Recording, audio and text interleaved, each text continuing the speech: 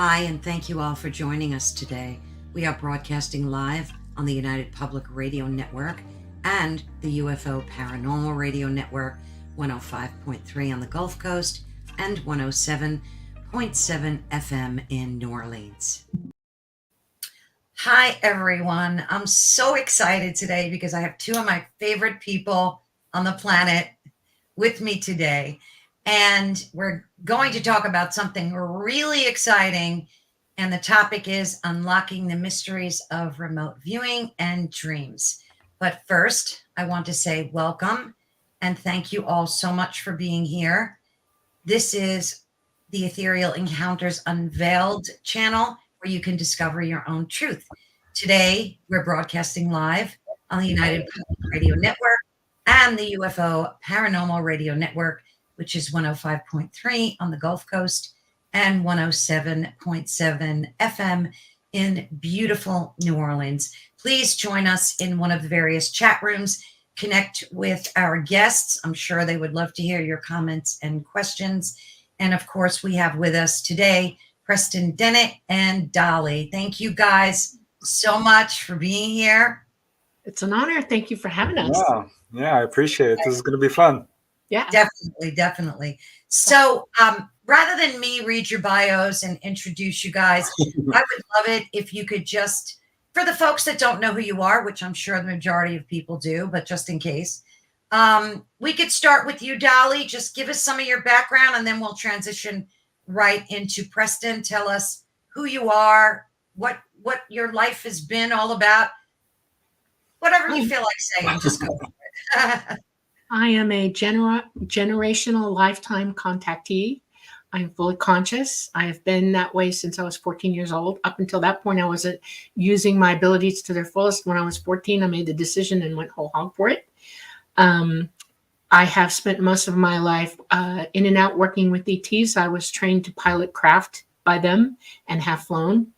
Right now, we are here and I am grounded while I'm doing what I'm doing here, and ETs really aren't here right now. But I love teaching about using your abilities, love talking about it.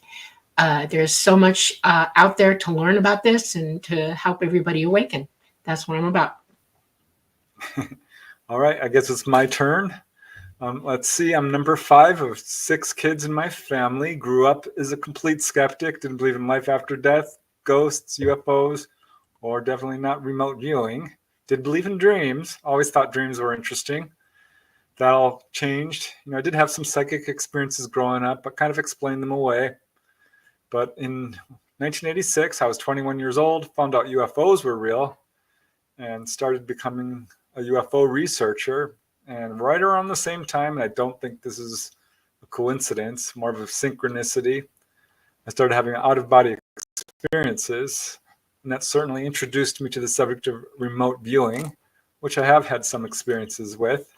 And since then, I've written, over 30 books now, more than 100 articles, and had all kinds of really cool experiences, not only with UFOs, but out of body and remote viewing and precognition and quite a bit of stuff, actually. That's the nutshell intro of who I am. That is a nutshell. I've read some of your books, Preston, and they're outstanding. I highly recommend them. And of course, I have Preston's website running across the screen. So be sure to head over there and give it a visit. And you can find him on social media as well and check out his books there. So let's get started with what is remote viewing. I'm sure there's a lot of people that don't know. So either one of you can, or both of you, please, and thank you, can handle that topic. But just give us a good 30,000-foot view of like what remote viewing is, what the purpose of it is. It is literally the ability to send your consciousness out to a remote location anywhere in the universe, in our world, and pick a target or a wide view of something and let your consciousness open up to it and see it for what it is using your abilities. It takes a little bit of practice to learn. It's not that hard to learn.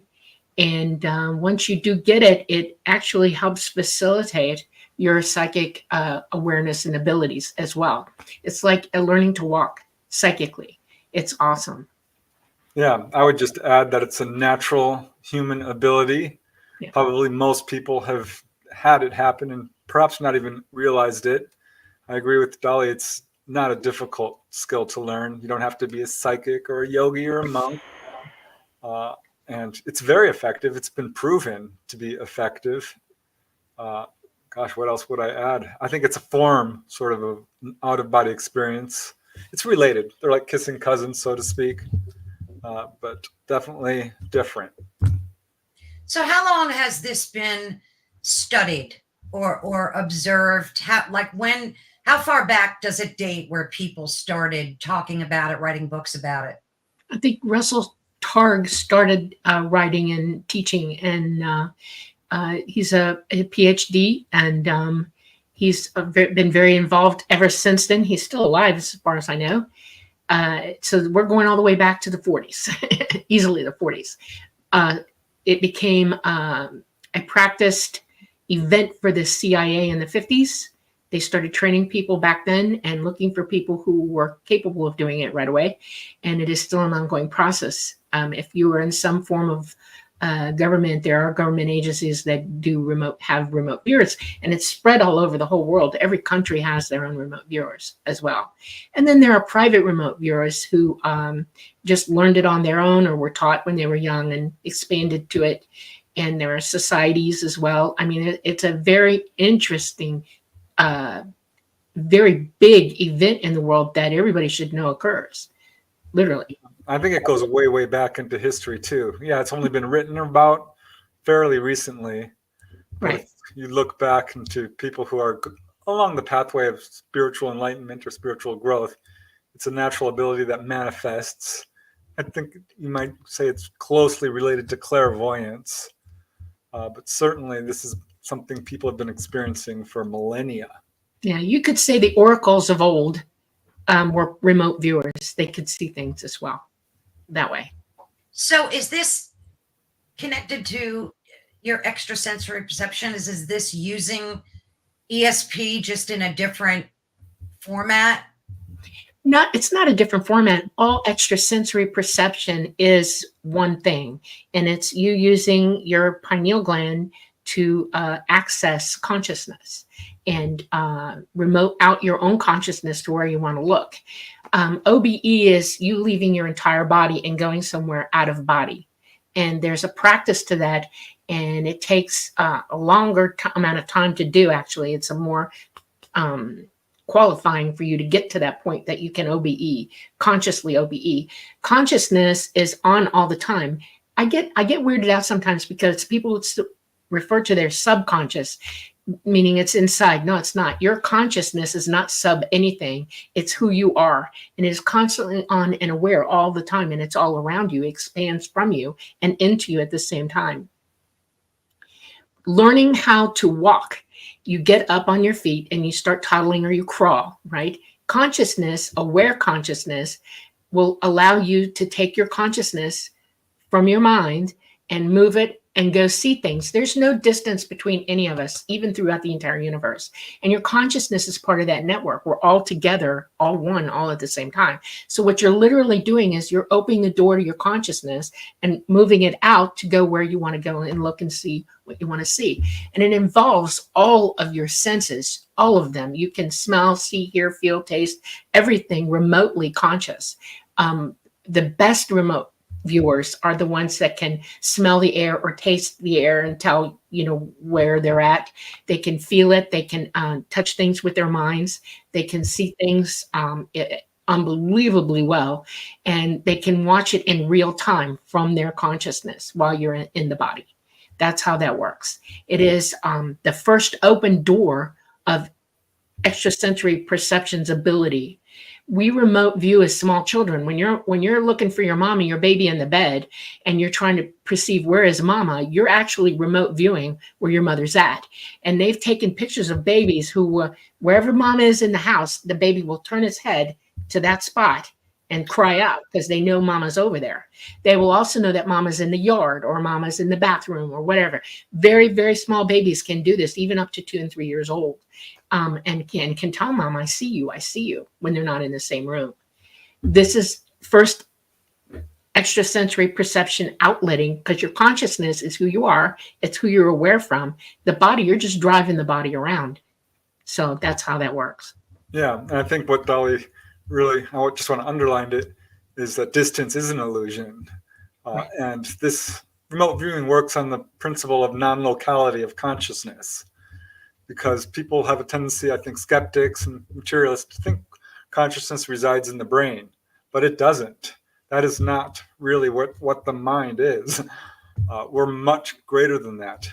And there was this interesting study, this is a little bit of a tangent, where they were teaching people remote viewing, and psychics had a little bit of a harder time getting into it because it's a slightly different skill. The people who did really good were complete beginners, because it is a sort of a great stepping stone to other abilities, and it's not hard to do. And it's really interesting because some people will start out seeing, and they might only see colors, or they might feel things, or they might get impressions. And this is a real difficult step, I think, for beginners, is because you have a tendency to want to interpret what you're seeing. Say, well, this is a ship, or this is a building, or this is a person. No, you just want to basically get the impressions. That's what I found really difficult in the beginning, because I feel like I'm sort of guessing here. Yeah. As you practice with it, you start to get more confident. And then it's really cool, because it's almost like having a little camera out, and you can put it pretty much anywhere. Right. All you have to do is focus. You become more clairvoyant when that happens. You clairsentient as well. You start to see the forest for the trees. You start to pick out individual things, and you see in depth that way. We're in 3D here. Remote viewing tends to go 4D, 5D, 6D, 7D, and people get confused about that. So you have to explain to them that you're walking through things and seeing things outside of the dimension that you're living in, because your consciousness is outside of that. Okay. Mm-hmm. And it takes a while for some people to get a cue of what the picture is. Now I want to get Preston, you and I had a conversation, which I really recommend folks read your book on out-of-body experiences, which was great. We had a conversation about them, and it was such an in-depth conversation. So correct me if I'm wrong here, but when you have an out-of-body experience, you're basically asleep. I mean, I know you said you can be awake, right, and have an out-of-body experience, but I think you and I talked about a lot of yours when you were asleep. So what's correct me on that, of course, but what's the difference, so that folks know, between an out-of-body experience and remote viewing? So can you contact people, and this is for both of you, of course, while you're remote viewing, or is it just pure imagery? Maybe you could go into some detail about all of the above. Yeah, well, Dolly could probably talk a little bit more knowledge about that, the end part of that question. But as far as OBEs, in the beginning, it's not at all uncommon for a person to have them while they're sleeping at night. But as you progress, you can go out of body from a fully conscious waking state. And if you're really good at it, you can be walking around and driving and talking to people. I'm not quite at that point, but there are people who are quite literally bilocating and actually manifesting a physical body in various locations on this planet. So this is a ability that has almost endless growth possibilities in terms of astral projection. And remote viewing is very close to the same thing, except you are awake. You can do this when you're sleeping. That's not really how I think people look at it. I think this is, generally speaking, done while you are awake, and maybe perhaps, yes, in a meditative state. But if you're really good at it, you can just kind of look around and instantly get impressions. As far as communicating, I'm not sure that that's the best vehicle to do it with, but remote viewing and astral projection are different things. Yeah, they are. Because with astral projection, you are basically inhabiting, if you will, or moving into a different, this is so hard to describe, because I think there's a misnomer, like we're leaving our body and going into another body. In a way you are, but it's all one body. This is all you. So it's more of shifting your attention to a different part of your awareness. I'm not sure we even have the best terminology to accurately describe it, but remote viewing shows how flexible our consciousness and our awareness is, Right. because we do have the ability to go across the universe or around the next corner. I mean, you can do this while driving. Like, I think there's a police officer up ahead. This is, how I've seen contactees do this over and over again. Contactees, as a general rule, are pretty psychic. And this is one of the abilities that when you start developing your psychic abilities, this is one of the first that manifests, remote viewing. But no, I don't know that people actually talk to each other. I know Dolly has remote viewed and people see her as an orb. Right. That's the point. It's the energy of mine, of my consciousness, and it's all light. I'm not taking the ethereal body with me. I'm remoting out of that. Your ethereal body stays with your body because it holds it together. It's part of the energy that holds you into the body itself, is your ethereal body. Okay. It doesn't leave you until you pass away. And then it goes with your consciousness. Your consciousness picks it up and takes it home. So when you're remote viewing, you're not taking the ethereal body, you're taking consciousness only. And ET does it all the time. One of the reasons that I've become so good at this is because when we fly psychically. And part of that process for me is that I remote view into a space with the consciousness that's the craft, and we work together to fly. I'm in consciousness with this entity, and the craft also becomes my body at that point, even though my body's sitting there in a chair. Everybody who sees me remote viewing sees me as an orb. I'm not white, I'm blue. Some people are blue. Some people have different colors. I've noticed that. When you see an orb and you think ET's nearby, it's ET remote viewing you to get a good look at you before they come for you. Okay, we call it hopping. We hop to where we're going and we case you all out and make sure that everything's copacetic before we come in, and then we'll come down for you at that point. So it's all remote viewing until that point. And I'm already in remote view mode while I'm flying, so it's really easy to do. It's either me or Talata that will jump down remotely and look at the place where you're at, see who you're with, what's going on, and decide yay or nay whether we come in or not. And it's one of the processes they use while contacting people. Most people don't realize that it's not just us doing it or ET. Our ancestors are people that we love. When you pass away, their consciousness sometimes doesn't go where it's supposed to go yet. It hangs around for whatever reason. And you'll see orbs. Those could be people you know and love checking you out too, or hanging around with you, because their consciousness is in remote view of you, if you want to look at it that way. They haven't really left yet, and their consciousness can see and hear and feel everything, and you see them as an orb, or you get feelings, so you can smell them, because your senses are heightened enough psychically that you can pick up on that. It's complicated. There's a lot going on. Once you jump into the pool of being able to do this, it starts to make sense to you, and actually how we learn to exist in this world becomes what you learn how to exist outside this world. And it becomes a natural instinct for you to go here, there, and everywhere and figure it out for yourself. It's a self-learning process, seriously self-learning process. So Dolly, so folks can know and understand your background a little better. You are you don't like to use the word abductee. So no, I'm a contactee. Yeah. Contactee. Yeah. All right. So, and from a very young age. Very, very young. Yes. Were you physically taken, or was this done through remote viewing? I physically went with ET. It is a very physical process. Everybody who's had contact has been in physical proximity to them, and they've worked with us, or we've been around them. They will come into your dwellings. They will come into wherever you're at. If you're on vacation, they'll find you that way. Yeah, it's a physical experience.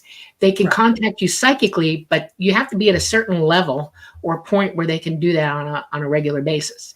They never ever really leave anybody here. They're conscious of all of us, and they watch all of us. That's absolute. There are enough of them. Trust me, that's going on.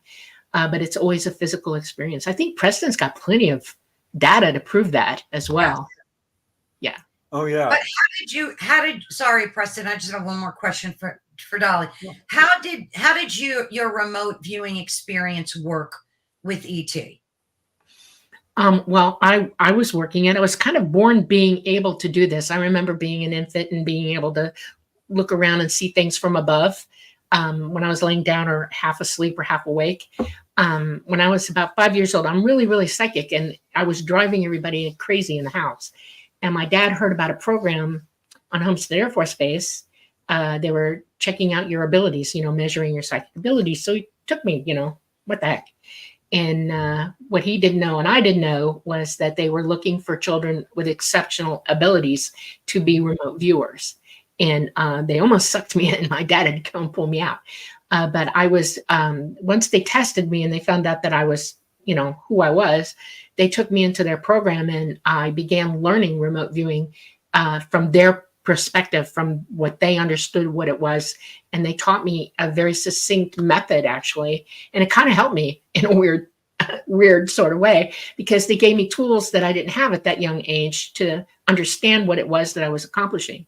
And when I left that, I did not stop doing it. I kept practicing and practicing.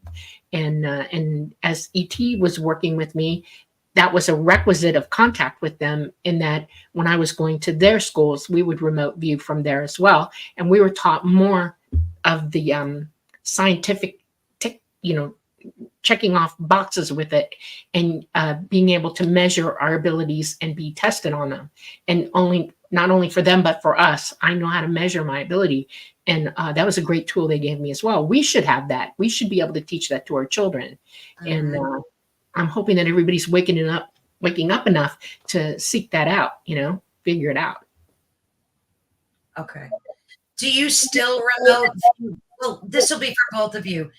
Do you remote view till today? And if so, for what reasons? Well, Preston does it all the time. He's always thinking about things, and he'll go here and there. I know he's doing it. Hey. Preston, tell us. I mean, we all do this. I think, people might chalk it up to imagination. And then suddenly you're like surprised. You're like, gosh, this is exactly the way I thought it would be. It's because you remote viewed it. I remember the very first time I did it was I'd heard about remote viewing. This was very early on in my research. And so I got together with my brother, Mark, his wife, Christy. She does the artwork for my books, and their kids. And we're like, okay. So we did the protocols, which are sort of this double blind way of doing it. You assign a person or a date or a location, and then you give that a number. And then you put that in an envelope and you shuffle them all up. So you don't know, necessarily what the target is. And so we're all doing it, and Christy was really good at it. And Marco was, we all had some hits. And finally they hand me the envelope and I'm just holding it. I open it or look at it. I'm just like, okay, I'm not really getting anything here. But gosh, it just feels like a completely desert landscape to me. Like there's nothing growing there. I'm sorry. I don't know if I'm doing this right, but I'm getting nothing. It just looks like dead landscape. And they pulled out the envelope and matched up. It was the moon. I'm like, oh, okay. Oh, wow. We all laughed at that one. So that was my first experience. And I kind of just left it on the shelf for a long time because I was pretty busy. But currently, yeah, I'm absolutely doing it. I'll lie in bed. And it's funny because it starts to happen spontaneously. And sometimes you have a spontaneous out-of-body experience. You're not planning it. Just suddenly the vibrations come and off you go. And remote viewing can be like that if you're just relaxed and you're starting to visualize. The ability to visualize is crucial for psychic development. And I can't underline that enough. So if you want to develop this ability, imagine a red rose with little bits of dew on it. Imagine the blue ocean. I'm sure everyone listening here can immediately see it. A field of white ice with little white sparkles. A field of yellow flowers. All of this. Because this is how you sense, psychically. So I'll be just lying in bed, usually is when I do it. And I'm wandering around the house. And it's funny, I'm usually dragging along the ground. I'm like, and I'm trying to control it, but I feel almost like a dog, sort of just, and almost always, yeah, I don't know why it's so low down, but that's where I'm working on right now, is the ability to sort of lift up and move and steer the camera. But it's so cool when you get these clear images and you're like, wow, this is just like having a camera in your head and you can go look at anything. Wow. Yeah. Let me ask you a question. Is daydreaming a form of remote viewing? It's intentional. Daydreaming is an intention tool. When you daydream, most people go to what makes them feel good about themselves or what they're hoping for or whatever, and you're setting intentions in your mind. And when you do that, you visualize, as Preston says, what it is you want. And you can manifest when you do that. It won't be exactly as you think you saw it, but it will come. It'll eventually show up in your life. And that's a type of remote viewing, in that you're projecting forward of yourself what it is you hope to accomplish or what you need, or what you desire. Okay. And so you're not changing anything, but you're bringing circumstances to you. And it's the universe giving you what you want or what you need. Literally. That's why they say, be careful what you ask for when you daydream in, because you might just get it. I think daydreaming. When I was a kid, I used to daydream all the time, and I was always getting yelled at. But my daydreams were like always somewhere else, like I was traveling or doing some weird thing. But that's why I thought there might be a connection. You could have been doing that. That might have been you were walking out the door for that. Where daydreaming, well, I'm going to go to this island or that island, or I'm going to go to this mountain or that mountain, or the Eiffel Tower even, or the Alps. That's not really daydreaming. That is remote viewing. I wouldn't even call it daydreaming at that point. Yeah. I think we have a tendency to sort of downplay the power of imagination. Like, oh, you're just imagining. Imagining is a great tool. Yeah. Here, I think, is perhaps an accurate analogy.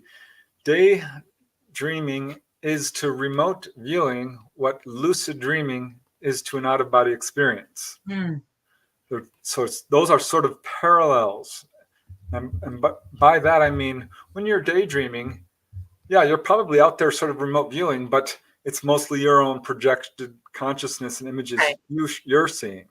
Whereas if you can sort of move beyond seeing what you think to what is actually out there, which is exactly what's happening when you're lucid dreaming. You're out of body, but it's your own thought projections. Right. I would try to use the right imagery and calling it what it really is.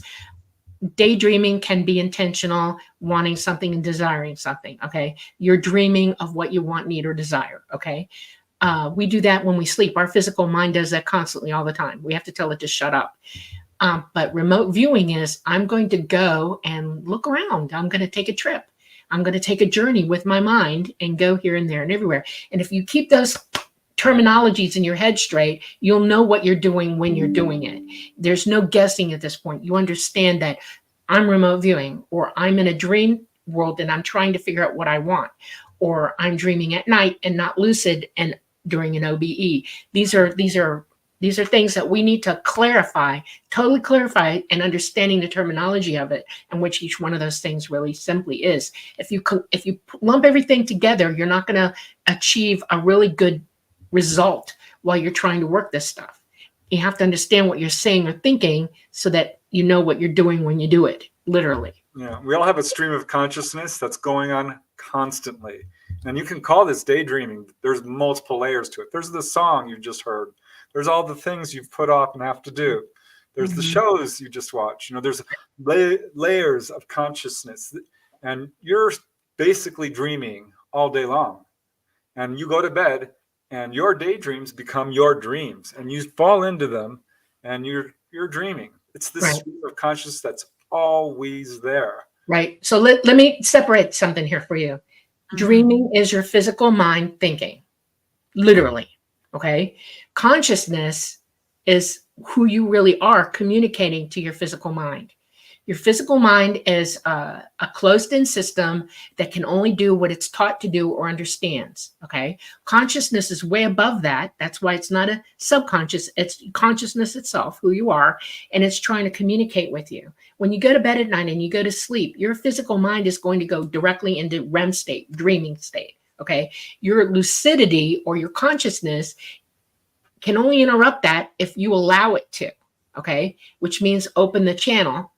And that's when meditating before OBE is so important, or calming yourself down, or doing whatever you have to do to get that focus and that lucidity so that you can understand the difference between the two. One of them is you're directly in your head, and the other one is you're outside of your physicality and you're in your consciousness. Okay. That's important to understand. That makes a lot of sense.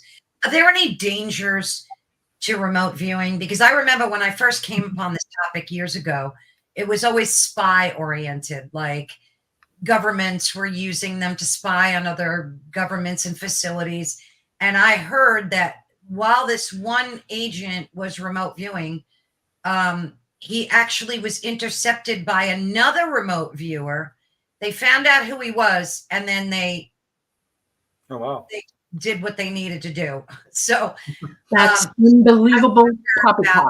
That does not happen. No, your consciousness is perfectly capable of defending itself at all times. It is the most defended part of your existence. Nothing and no one can touch you. They can't rip you from your body. They can't abduct you.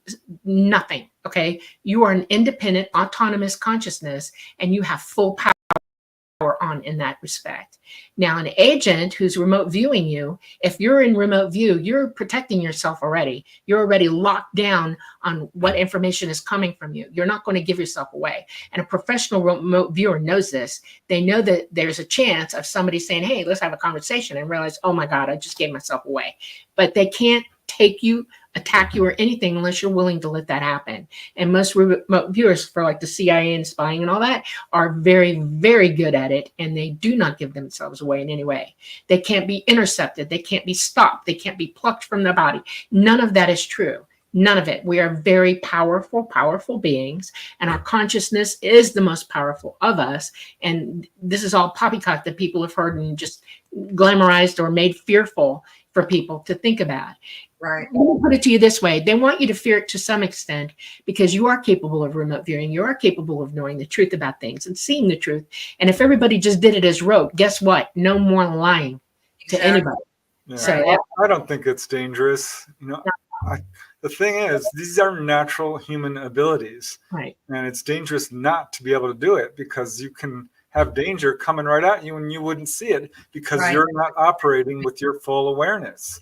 That's much more dangerous. The only danger, I think, is it starts to become a big part of your life. And you're like, okay, you might disregard, doing housework, doing other things, or trying to make money because, you're focused on something that's much more interesting. And I think it's actually more valuable, honestly, than money. Yeah, I would agree. So even for a newbie doing this, there's no real hidden dangers or anything like that. No, it's like out of body experiences. We're all already doing it. We truly are. This is how our awareness is made to do this. Yeah. The only place that you're in danger physically is here by other people who are here. Right. Okay. We're the idiots who have mastered that and not understood anything else. And it saddens me that people migrate those ability, the idea of being that violent or that stupid into the astral world. It doesn't exist on the other side. You can't hurt anybody over there. A ghost can't come and get you at all. That's you being afraid because you were trained to be afraid of that. And then you can either allow it or allow somebody to get to you or whatever, but they still can't hurt you. There's no physical damage to you whatsoever. You're fully autonomous here. And the only people who are damaged by anything are people who are like my lab, taken in, tortured, that kind of thing. They can sort of break your body to the point that you're willless at that point. But your consciousness never, ever gives up. Never. It will hold you intact until the very, very end so they can get the hell out of here, out of the body. Okay? And people have to understand that you can break my body, but you cannot break me. I am existing whether I'm in the body or not. And if you're going to take me to that point, well, I'll just walk out for you, bye. I'll come back some other time. There's no point in anybody fearing their soul being ripped out, torn, asunder, any of that. It doesn't exist. You are that powerful consciousness, and we're all autonomous consciousness. In other words, you have all will on yourself. Okay. And just because you're in a third dimensional body right now and some other idiot can come over and bang you up doesn't mean that you're going to lose anything. They can't control who you really are. And that's what they want you to believe, because they'll try to take energy from your body from you that way. But no, your consciousness is all yours, baby. Belongs to you and you alone. That begs the question then, and I know this is off topic, but what about demonic possessions? Is your consciousness still, if either one of you would care to answer, is your consciousness still within you? Because I believe that they do take place. Consciousness exists outside the body. Okay. It operates through a connection through your heart and your pineal gland. It is not that part of you. It exists outside of you. It's communicating with your physical body and your physical mind. When you're possessed, people who are possessed, it's your physical mind that's being taken over by an entity that has weakened you to the point or made you stupid enough to allow it to work on you that way. Your physical mind, not your true consciousness. That's what, but it can't take the connection to your heart. It's solid. They cannot stop that. Okay. And your consciousness is outside of it. And believe me, it's fighting whatever that demon is to kick its butt out.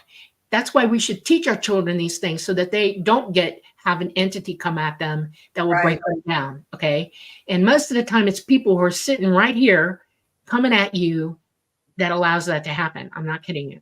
You know, a demon can be a physical entity as well. And, they're not that powerful, which amazes a dog out of me because, we're capable of repelling that, pushing it out and telling it, get away, or you won't like me very much. We need to know that we have that kind of power and kick back at it. No good anybody who does these sorts of things will tell you that I'm helpless. You're never helpless. You can help yourself and push it away. Yeah. And if you teach from the beginning, nothing can come at you that way. There will be no evil dogging you, I don't think demonic possession is fully understood. Right. I think that we still have a lot of questions to answer about it. There's no doubt it takes place.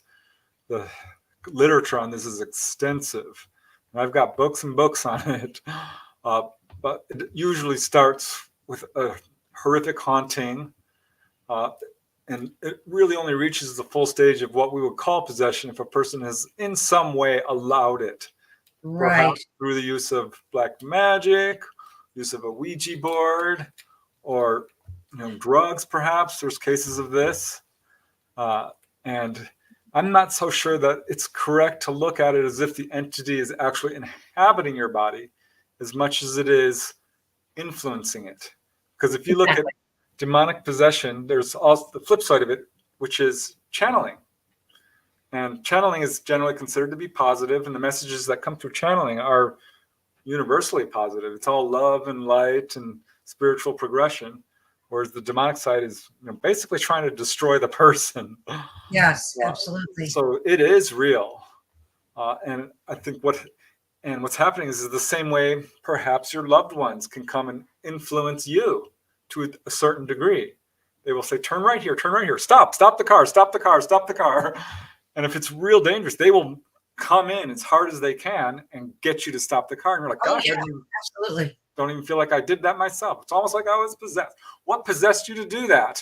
We have all these terms in our language, which kind of reflect the reality of, yes, something is going on here. Yeah. Have you heard of people taking their animals with them in the astral travels? Yes, absolutely. Our dog Duchess, I was out of body once and she came loping at me out of body, jumped on my bed and said, my name's Duchess and I love you. I'm like, oh my God, the dog just talked. It was the coolest thing. Yeah. Absolutely. Your animals are aware and out of body as well. Yeah. They're free entities as well, and they exist like we exist. They're the same thing. Only they're an animal. Yeah. Yeah. I also have an animal that stays with me after death. She passed away. I have a service dog that passed away, and she is with me constantly, and she won't leave me until I cross over, and she'll go with me at that point. Yeah. So it happens. People will tell you that, oh yeah, my cat's still around. It still meows. I hear it. You feel it brushing up against you or whatever. you know, I can hear my tippy tips whimpering sometimes for me. Look down, you know. And I've heard that too. I've heard, like, before, when my other animal died, I had a pug, and I could have swore he would, like, follow me up the stairs because I would hear his little feet tapping. So weird, but I've had those kind of experiences. I had an out-of-body experience where I went and I saw our deceased pet, Clyde. And it was so cool because he was hopping around and glad to see me. I come back to my body. I'm like, that was the coolest experience. The darn dog was running around my bed. I'm like, I'm losing my mind. Went to work and the dog's running around my desk. And I'm just looking at everyone else like, does anyone feel this? Because my dog is here. It was really cool. It is. It's good to know that they're with us always, you know, definitely good to know. So, what do dreams have to do with, if anything, with remote viewing? Can we remote view in our dreams while we're dreaming? It depends on how lucid you are. There's the kicker right there. You know, either the door is open or the door is closed. If you're dreaming inside your own mind, no, not at all. But if you go in with the intention of being lucid and having a lucid dream where you go to OBE from your lucid dream, yeah, you can jump out that way. Absolutely. But you go from the lucid dream into OBE. You leave the dream behind and you're out. Okay. It's the door again. You're going through a door and you're leaving your body. You're still attached to it electrically. Okay. But you're just walking out. You're going to go take a stroll, a ride, a swim, a fly, whatever. And but so it's a technique that some people do use. They go into lucid dreaming, and then from the dream they walk out that way. It's easier for them for whatever reason. I don't recommend trying to focus on that because OBE is something that you should be able to do on demand command. You don't have to go through a lot. Once you get used to doing it, you just walk out. You know, there's no more electrical activity going on that you feel, no pull, no push, no nothing. You go from being in your body and you walk out. And there's levels of OBE too. You know, Preston wrote about this, eloquently wrote about this. There's levels of dreams too. Yes, exactly. I think we need to just go back to a baseline of what dreaming actually is. Mm-hmm. So I bought all these books on dreams because this is how I kind of got into it. I started having dreams about my mom coming into my room after she died. I'm like, this is really her. I don't understand this. I thought dreams were the garbage of the mind, which is basically how psychologists, mainstream psychology, looks at it. You're venting. And so what I did is I wrote down every dream I ever had, literally, that I could remember, and continued to keep a dream journal and interviewed all my brothers and sisters. And I'm like, tell me all your dreams. Everyone I knew, I'm like, I want to dig into your dreams. And I found something really interesting, that there are levels of dreams, for sure. The first would be what we would call venting dreams, which is, psychologically very much accepted. And you can see this with children, even little pets.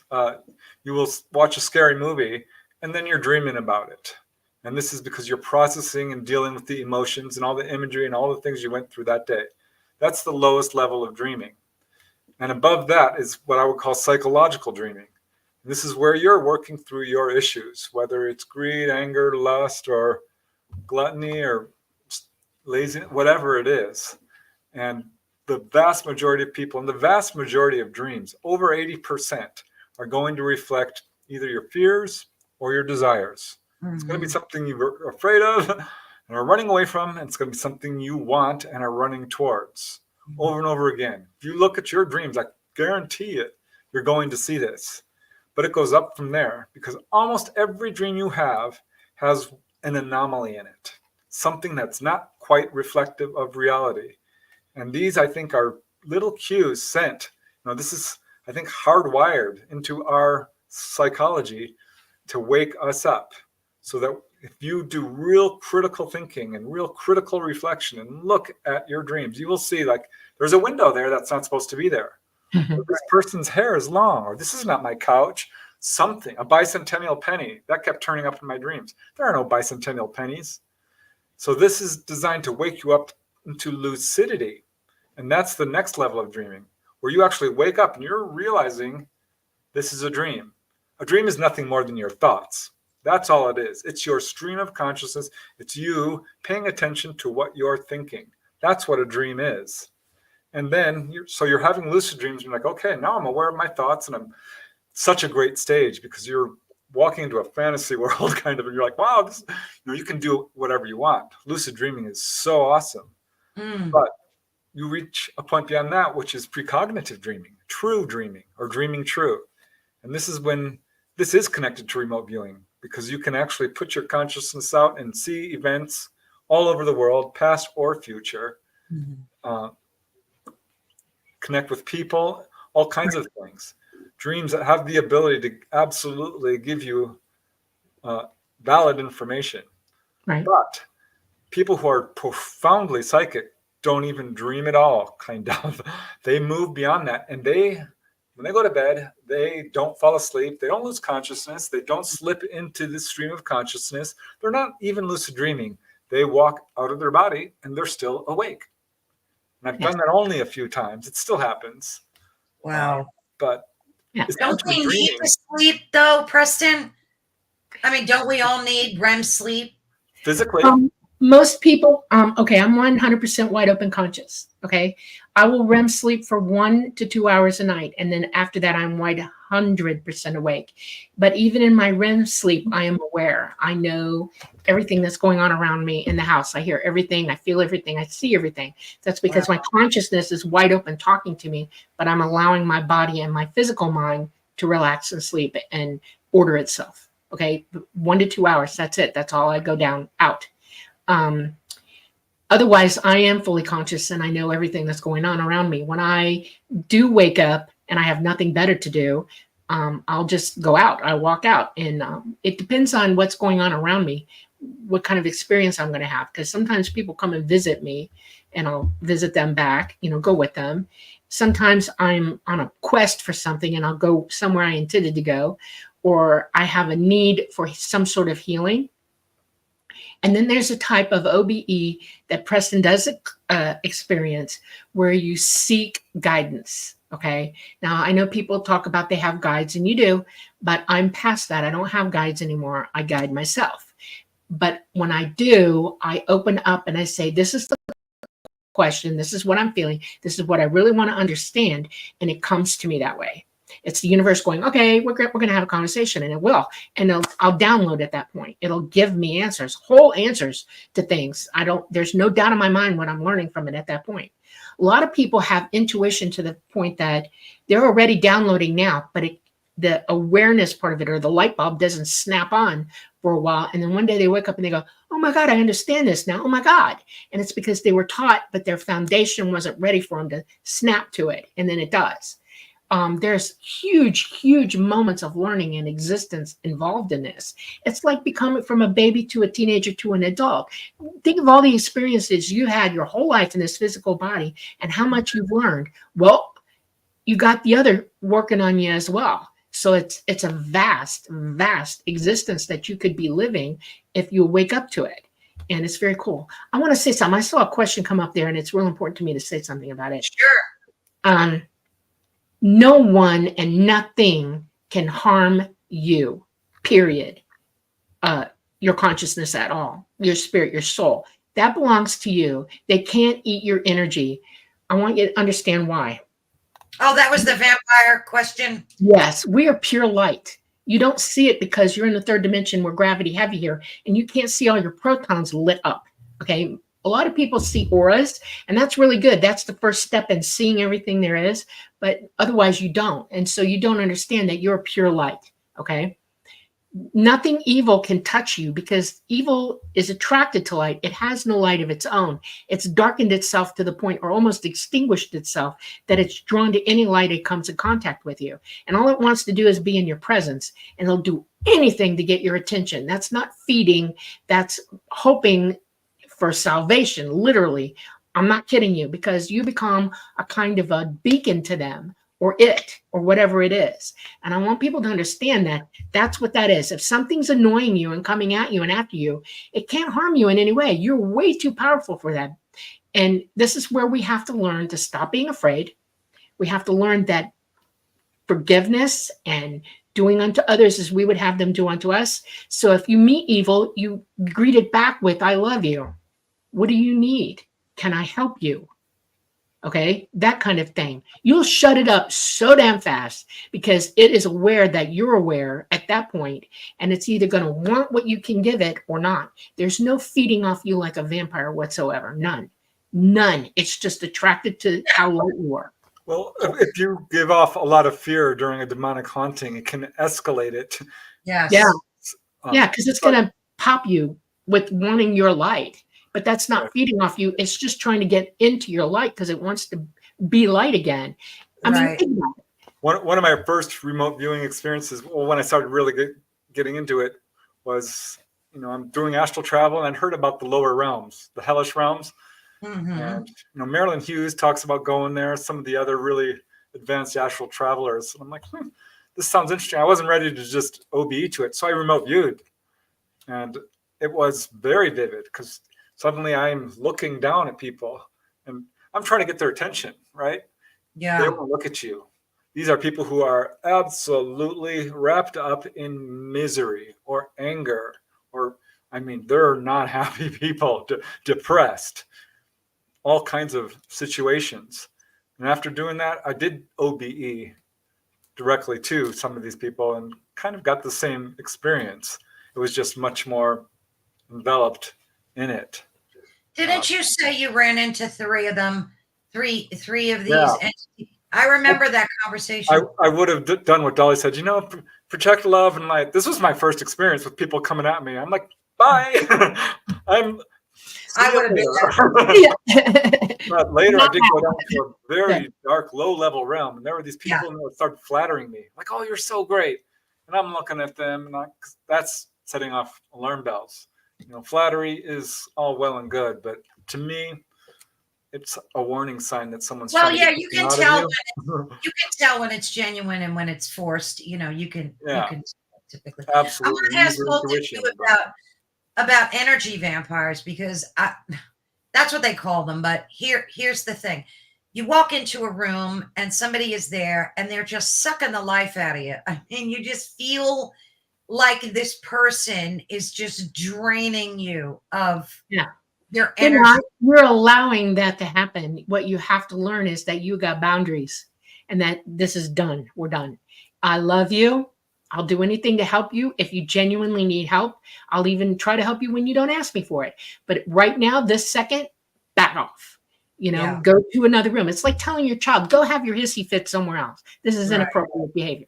And that's how you draw attention to inappropriate behavior. Because that's all it is. It's inappropriate behavior. Period. The end. And you have to boundary them to do that. You can love somebody. Oh my God, you can love somebody, but you got to have boundaries because you don't allow their crap to influence you in any way or drive you nuts so that you act like an idiot yourself. That's boundarying emotional. Exactly. It's a great exercise for spiritual development. As wonderful and helpful as it is to hang around someone who's super spiritually advanced, because you can do this out of body and go meet enlightened masters. It's like, wow, and you start resonating with them, and it's all like, wow, you're moving up to their level. Yeah. The same thing happens when you're around someone who's not okay. Right. And this is your opportunity to say, you know what? I am going to be confident in the way I feel. And if you've ever dealt with a narcissistic personality, it's very difficult. It's a nightmare. Yeah. And they're feeding off your energy for sure, but you are allowing it. You're allowing it. It's not really feeding. They put it this way and it drives me crazy. Okay. What you're feeding is the tantrum. Okay. What you're giving energy to is allowing them to completely be an asshole continuously and not stop. Okay. And only think about themselves. They don't think about anybody else but themselves. And a reason a narcissist becomes a narcissist is for two reasons. One, you have a pathological problem and it actually sets you up for it, but it's also learned. There are two types of narcissists. Okay. And the ones that learn it had a parent or somebody who acted that way and taught them to act that way. Okay. And they take it through life. It is unacceptable behavior. You got to remember that. You're not feeding off me. You're trying to get a reaction from me. Right. Okay. And that gives you license to keep being the asshole. Don't do it. Say no. We're done. This is bye your bye opportunity for spiritual growth. That's how I look at it. You can't feed off of me. What about empaths? What about empaths though? Because there's many of them, And sometimes, like, you can, I mean, I even know from my own experience, like if I go shopping and it's crowded, sometimes it just feels like you can just feel everybody's energy, and That's it because gets you weren't taught to set boundaries. right. You have to teach yourself where your boundaries are. An empath can feel everything. I'm a wide open psychic. Trust me, I feel everything. Even in the room here where we're watching people talk back and forth, I can feel all of that as well. But I boundary myself. In other words, I say, this is going to be over here, and I'm going to look at it, and I will experience what they're saying, but I'm not going to feel every bloody thing that's going on in their head. I refuse. I boundary out. The more you do it, the better you get at it, to where it's a natural reflex. Okay. If you let something annoy you to the point that you're reacting negatively to it, you haven't set the right boundaries for yourself. And it's all relatable, and it's all still the same thing. An empath is perfectly capable of boundarying that kind of stuff and seeing it for what it really is. If you're all upset and everything, you're the one allowing yourself to get that way. And you need to ask yourself, what do I have to heal in here to make myself strong enough to say no? Okay. Yeah, this is a spiritual precept, detachment. You know, this is something that is taught in a bunch of different. I'm just going to pop up this question from Leah because it's relevant to this. Is it icky sometimes if the person you're viewing is low vibe or mentally ill? Yes. And sometimes I feel like taking a shower. And I do. I absolutely will. Because it starts to rub off on you. And I think this is empathy, because we're all empathetic. Right. Yeah. You can't You help set the boundaries. Yeah. You know, you set the boundaries. We wouldn't cry when we see a little puppy lost or something, you know? Yeah. I mean, our heart, we're all so connected to each other. Right. So this is why I think detachment is something that's taught in most spiritual disciplines. Then there's one other thing crucial to all of this, okay, is your ability to tell yourself the truth. Your ability to tell the truth outside of yourself as well. You have to live in a constant state of truth to be able to have that kind of ability to boundary things away. Because the reason gaslighting works on people is because they don't know what their truth really is. Okay, they can't tell yet. Okay, and they're not paying attention to that. It's a real good foundational ability that you have to employ. You know, we're not here for no good reason. We're here to work at whatever it is we're here to be, and to learn whatever we're supposed to do, and that takes work as well. And we have to identify for ourselves what's working for us and what's not, and why. Okay, that's important. Psychic ability is wonderful, right up to the minute that you walk into the wall of, why am I reacting this way? Or why can't I get past this mountain of something that I'm trying to do? And it's because something innately in you isn't operating as well as it could, and you need to fix it, heal yourself first. You know, a lot of people say that I'm very, I want to say it nicely, I can be very overpowering or overbearing. You're vehement. Okay? That's the way vehement. Yes. You don't. Right. It's not that I am that way. It's that's the way you're perceiving me, because in the society that we live in, that's discouraged. Knowledge, absolute knowledge, wisdom is nobody has it. Nobody knows where it's at. Nobody has anything. We have my truth and your truth, which everybody, there is the truth. Period. The end. No. And if you're psychic and you're conscious, you can see that and hear it and understand it. You go, oh my God, okay. The difference is that there are people like me walking around this earth who are wide open conscious, have that kind of extensive learning, okay, in this body, in this lifetime, and can speak vehemently about what they know to be truth. But nobody wants to recognize that this person is talking from truth and giving examples and giving proof. Truth hurts, especially if you're hard to learn. And so I say to myself sometimes, maybe I should tone it down. And then my consciousness goes, nope, tell them the truth. It doesn't matter. You lay the seed for them to pick it up, because they're not going to learn from me anyway. What they are going to learn is that they'll remember what I said and then operate it on their own and see if that's true or not. That's the whole point to this. My truth and your truth might differ slightly in understanding and knowledge, but I don't tell you I have a truth and you have a truth. I tell you there is the truth. Well, you need to figure it out. The problem is, Dolly, you have a wall of truth, and it can come crashing on people and crushes their belief system, and they will run because no one wants that. I know. Well, yeah, but eventually they turn around and go, wait a minute, that might have been a good thing. That's it is a good thing, because it's no favor to anyone to let them walk around in misery and delusions. Right. And that's not doing any good.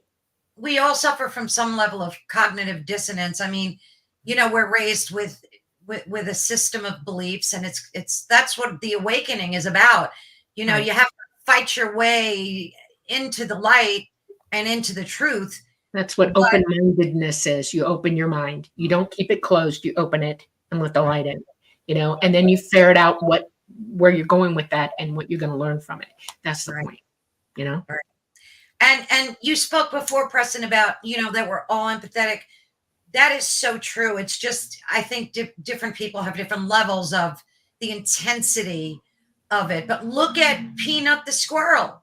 The universe went insane, when they put Peanut and the raccoon to sleep. Did you hear about that? Yeah. Yeah. There are some people who are sociopathic. They don't have empathy. Absolutely. And Dolly, I had asked you last time we spoke if people were born without souls, and you said absolutely not. Correct me if I'm wrong. You can't be alive unless you're operating with a soul. Okay, your consciousness. Consciousness is there at the moment of conception. I may have chosen evil. Builds the body. So, consciousness programs the brain. You are who you are. You have a soul. Now, what you do with that afterwards is all up to you. Okay. Now, there are different levels of understanding what can happen to a human being. One is medicine can destroy the mind, drugs, that kind of thing. You can have a physical fracture of the brain, and it caused that. Mental illness is a DNA thing, and your brain can configure incorrectly, and you're born to experience what mental illness is. That's your karma. Okay. And then there's learning-based mental illness, where you're growing up in a family where it's all around you, or you kicked out of it, and then you walk into field after field after field of more mental illness all around you, and you compound it by doing things that are very negative. We are on a ship here together, and there are different control aspects to your life. Now, one of the things that I can tell you positively is I've seen people with serious mental illness who are operating really well in this life and overcoming. And that's because they realize it doesn't matter what you have, it's what you do with it and how you respond. Okay. And somewhere in their life, they had somebody openly teach that to them, or they were born knowing it. Okay. And that was their karma as well. We all have a lot to figure out while we're here. We all have a lot to understand while we're here. And it's not just, you can't point your finger to this and say, that's it. No. Everybody's different. Everybody has a different karma and a reason to learn here. And you have to focus on what that is. That's why self-awareness is so important. Waking up. Will lead to the answer to that. Yeah. I wanted to clarify something about remote viewing, because when I first learned about it, and even when I watch videos today about it, they always describe it as a picture, like you're drawing. So you're having the session, and you're drawing this picture of a mountain and a cave, and it's never like a 3D kind of thing. Or it eventually becomes one. It's the forest for the trees. First, you see the whole forest, and then you start to see all the details of the forest. You start to see the trees and what's in between the trees and everything. And you go 3D, 4D, 5D, 7D even.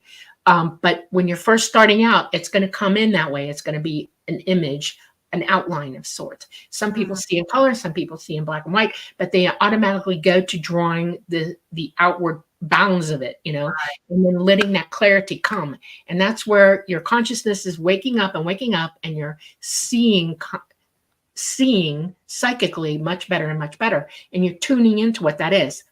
Your brain is got its own vibration. In other words, your brain transmits in its own frequency. Okay.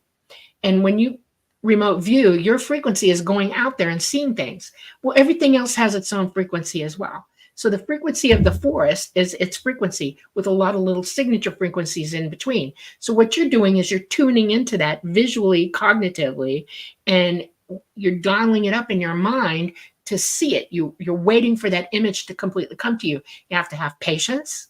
You have to have will, okay, to be aware enough to allow it to come in as it is, only as it is. In other words, you can't allow your physical mind to influence anything that you see, feel, hear, or do remotely, because you're outside of that. Okay.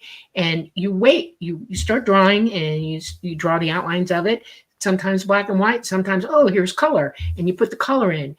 Remote viewing doesn't happen like that.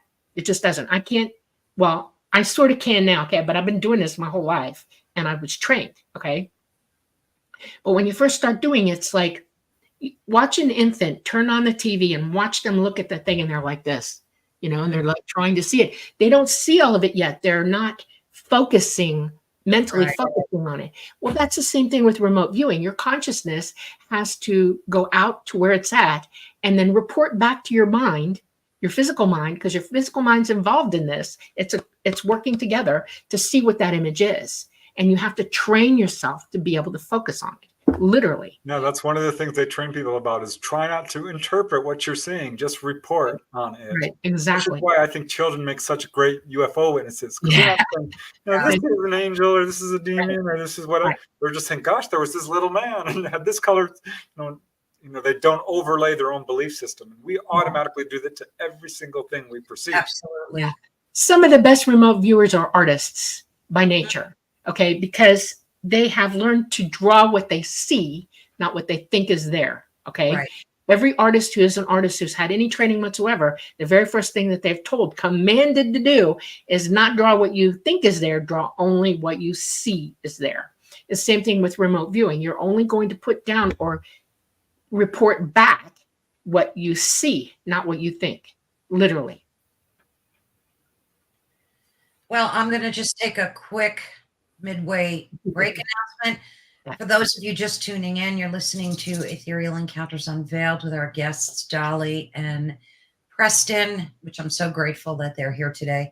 We are live on United Public Radio Network and the UFO Paranormal Radio Network, which is 105.3 and 107.7 FM in beautiful New Orleans. Thank you again for listening. Your support means everything. Preston, I wanted to touch on something you talked about now and in a previous conversation.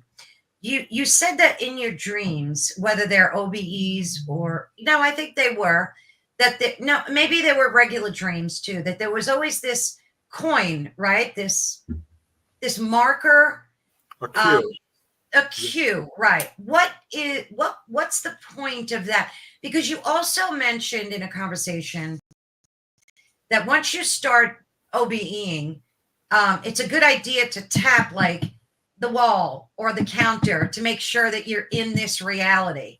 Can you kind of go over that a little bit for folks? Yeah, I think what this is all about is having a critical awareness, being able to critically think and observe and increase your awareness. Because the fact is we all are out of body every night, but it's so real. We never even consider the possibility that we're out of body. And it's the same thing with dreaming. Dreams are absolutely vivid. It doesn't even occur to you that you might be dreaming because it's so darn real. So what you want to do is test reality testing. And when you do this out of body, you have the ability to fly.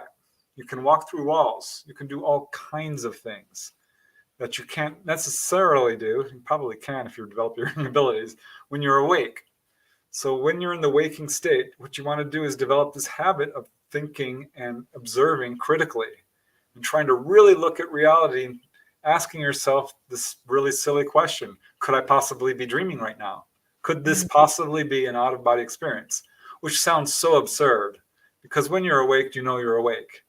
But that's the problem right there. That is the crucial problem.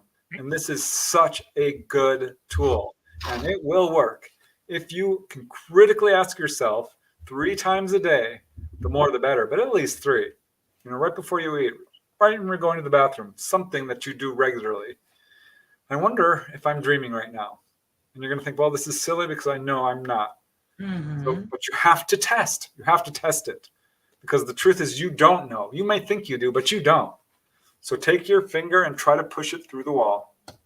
That's simple. Or try to jump up and fly, or take an object like a pen and throw it up into the air and see if it floats. And of course it doesn't because it turns out you are, in fact, in the 3rd dimension and you're not dreaming. And one day you're going to do that test and your arm is going to go right through the wall or your desk or the chair, or you're going to jump up and you're going to keep flying up and all the reality is going to fade away and you realize you're hovering over your body in your bedroom. And each dream, and I've said this before, and I don't know why this isn't more popularly known, does have an anomaly in it. That's the best way of putting it, an anomaly. Something that's not congruent to reality.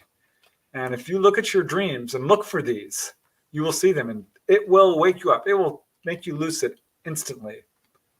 And this is how you can enter, raise your awareness and start having out-of-body experiences. And it works really well. It's a great tool.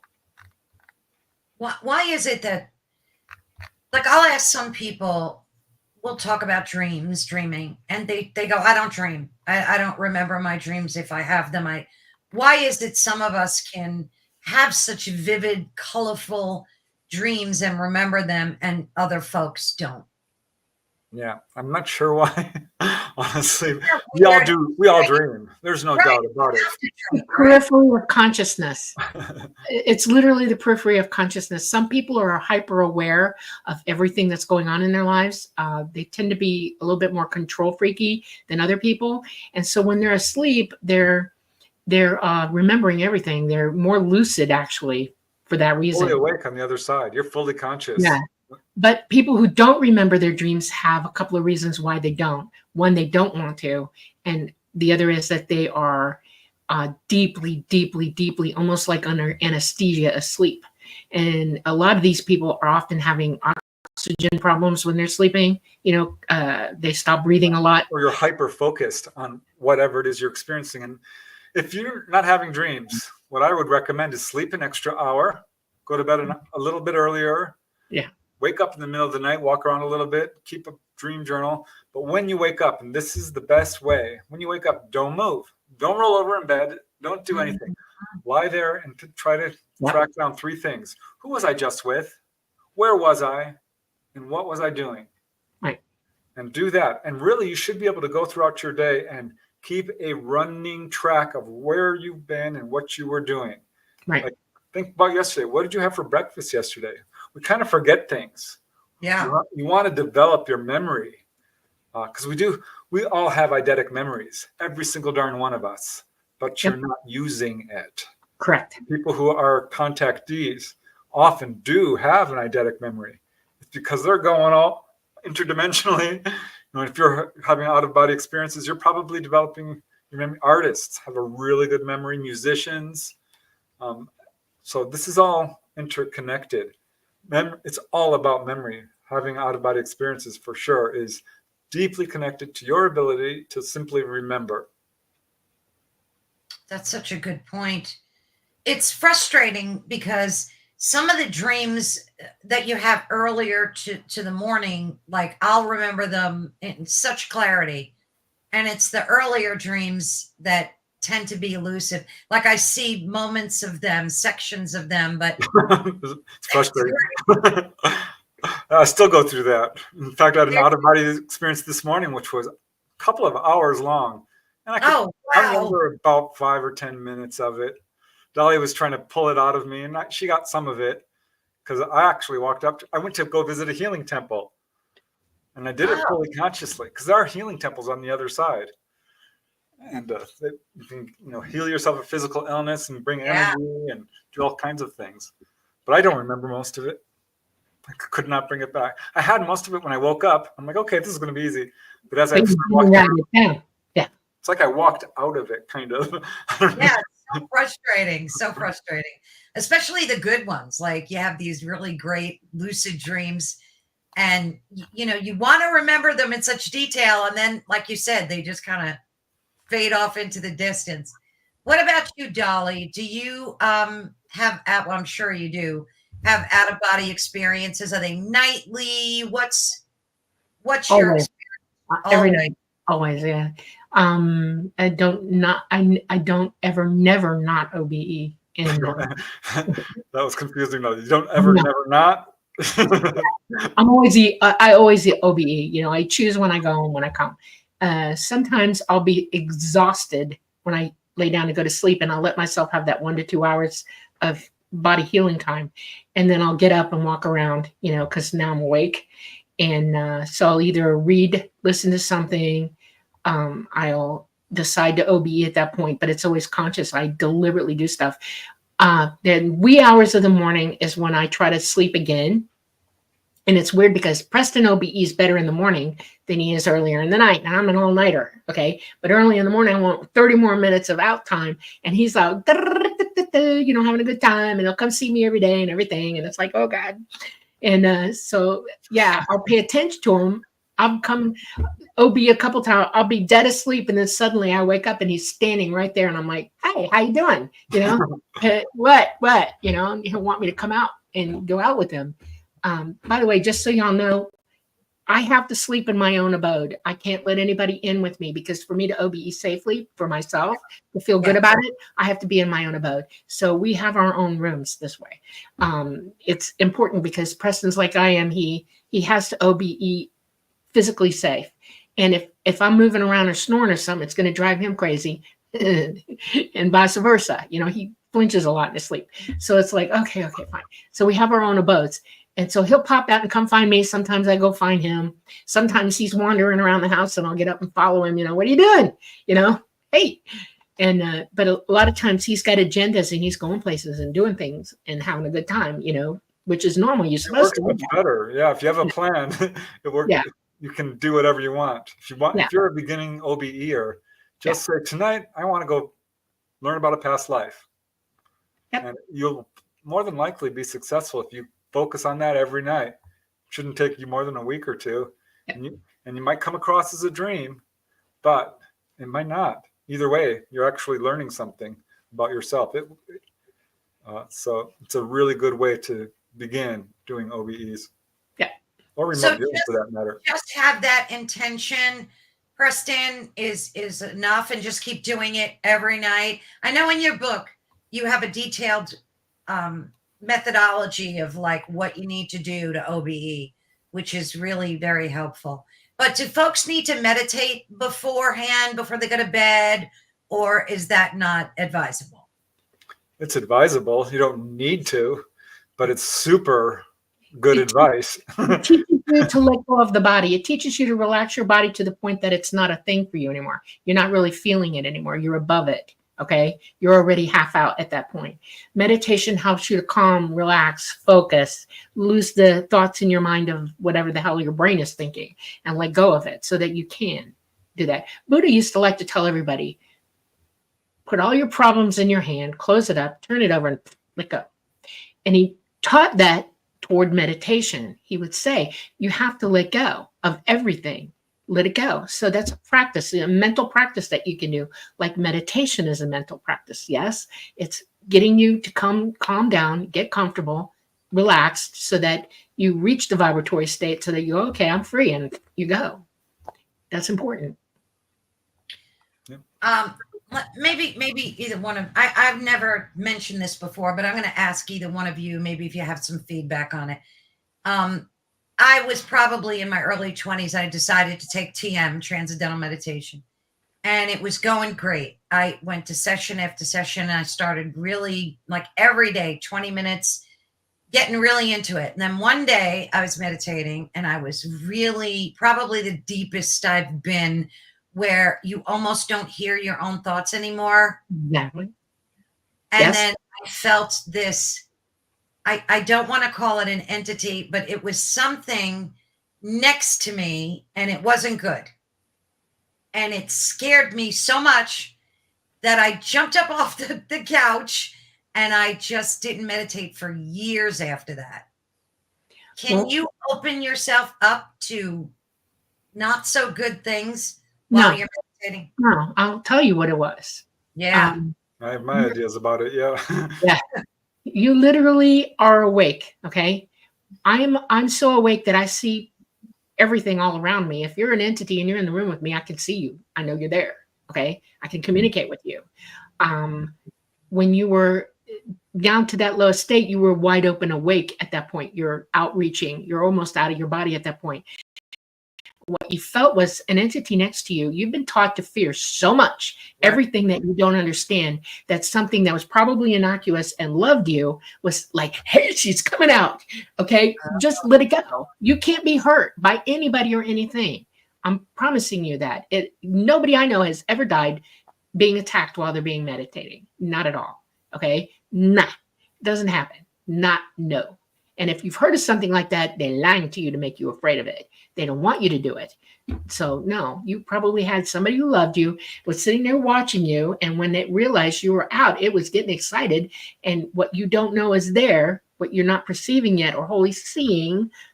Remember, we're talking about remote viewing. If you're not, you don't have the total picture. You're taught to fear everything. You don't know what it is. Gosh, scared the dog out of you. Yeah. Yeah, fear is a big obstacle in learning astral projection. There's a huge fear barrier. For some weird reason, I didn't have a whole lot of problems with it, but a lot of people do. Mine was excitement, but it's emotion. But when you're in deep meditation and suddenly you've pulled off those barriers and now you're seeing a lot more than you did, you can start to see things. And the fact is the third dimension is very close to what we would call the hellish realms. And yes, there are bad entities out there. Yeah. And they don't have your best interest in mind, but no, they can't hurt you. But you can perceive them. And also, frankly, we ourselves are multidimensional beings who had past lives where we didn't do good things sometimes. And we have an evil part of ourselves, is what I'm trying to say, that we have to face sometimes.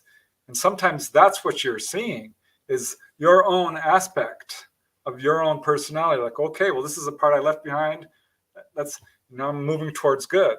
But this is just something to consider as a possibility. But there are it took me a long time. Yeah, it took me a long time to like get over that fear, and it never happened again after that. So it was it was a good thing. I once did that out of body. I'm like, okay, I want to see a past life where I was a bad person. This person came and looked at me who was an aspect of me and was not okay. It scared the living daylights out of me, and I never did that again.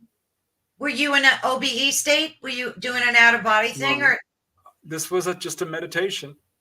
It was remote viewing, really, is what consciousness will cough up the truth of who you are to you. You understand that, right? It can replay any aspect of your entire existence to you because it's you. It's like a memory you draw up on a memory, and when you see it in 3D, you go, "Oh, okay, thank you."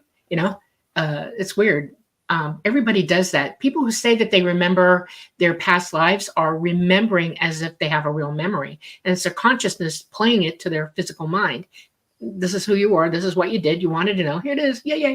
It's you. I did once have a spirit lay hands on me in not a good way. I mean, it wasn't painful, but I'm like, huh.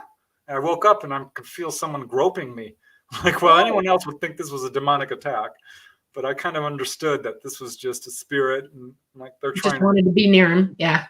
But they'll touch you. Yeah, Dolly, you said that nobody could hurt you, right?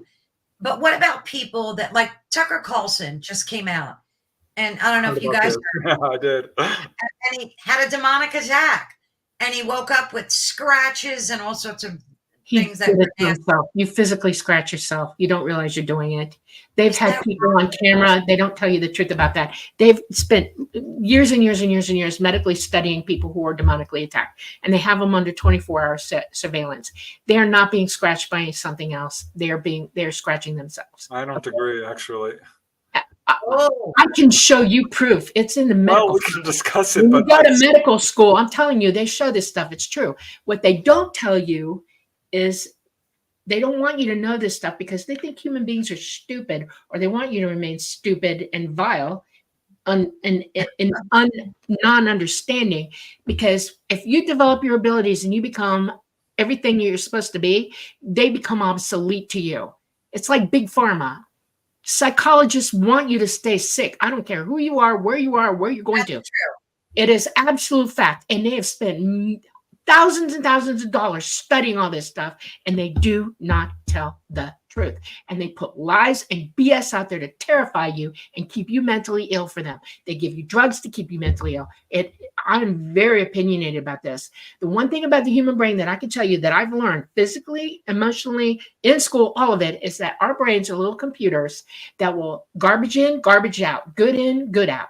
Okay, they're programmable. And the one thing that makes us that way highly, physically, biologically, is that we're habitual. All computers are habitual. If you give it an info loop, it'll stay in that info loop habitually until you stop it. Okay. That's how we make ourselves better mentally. We realize that everything we do has a habit attached to it, and we need to identify that, how it got there, and why we're going to fix it. That's how you develop, you help people cure themselves. You can't be cured by anybody, and anybody who keeps you in therapy for more than a couple of months is raping you of your finances. Don't do it.